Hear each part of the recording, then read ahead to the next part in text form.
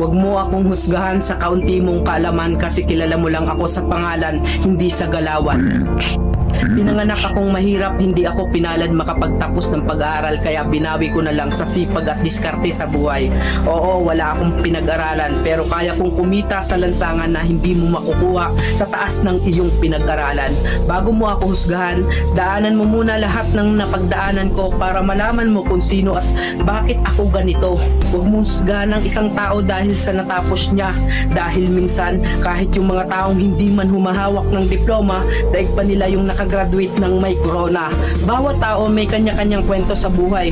Kaya bago mo sila husgahan, alamin mo muna ang kanilang pagkatao at tingnan mo muna ang sarili mo.